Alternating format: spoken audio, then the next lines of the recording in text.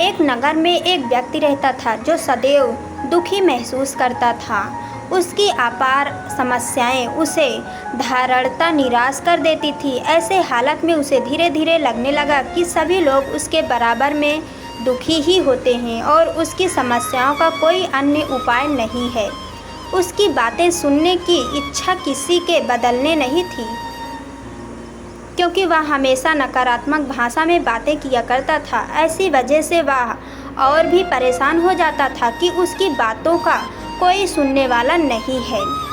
एक दिन उसके पास ये सुनने को मिला कि नगर में एक महात्मा आए हैं जिनके पास सभी समस्याओं का समाधान हो सकता है।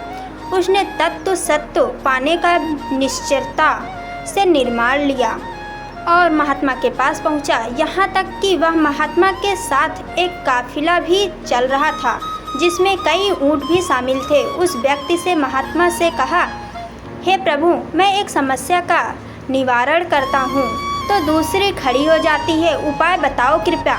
महात्मा ने उसकी बातों को विनम्रता से सुना और उसने कहा, भाई, मैं अब तो बहुत थक गया हूँ, परंतु कल सुबह मैं निश्चित रूप से तुम्हारी समस्या का समाधान करूँगा।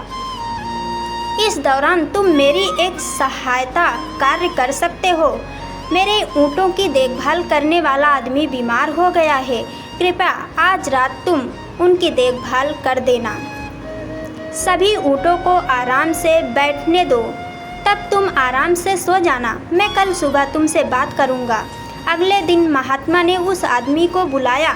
उसकी आँखों के नीचे लाल दाग थे। महात्मा ने पूछा, तो बताओ कैसी रही कल रात की नींद? गुरुजी, एक ऊँट बैठ जाता है तो दूसरा खड़ा हो जाता है। रात भर परेशान कर दिया, सो भी नहीं पाया। महात्मा ने मुस्कुराते हुए कहा, मैं जानता था कि इतने ऊँट एक साथ बैठना कठिन होगा, लेकिन मैंने तुम्हें विश्वास दिलाया था कि ऐसा करने से तुम्हारी समस्या का समाधान हो सकता है। व्यक्ति गुस्से में बोला, महात्मा जी, मैंने आपसे सहायता की आशा में आपकी बात मानी थी, लेकिन आपने मुझे और परेशान कर दिया। महात्मा ने धीरे धीरे उत्तर दिया, नहीं भाई, इसका मतलब ये नहीं है कि मैंने तुम्हें परेशान करने की इच्छा की थी।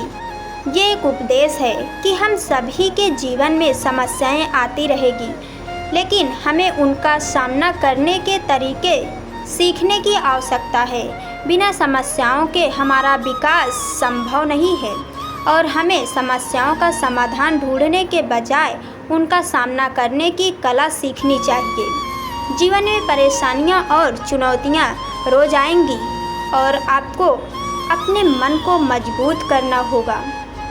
एक छोटी सी कहानी से हमें ये शिक्षा मिलती है कि हमें केवल कर्म पर ध्यान देना चाहिए, परेशानियों को विचार करना व्यर्थ है।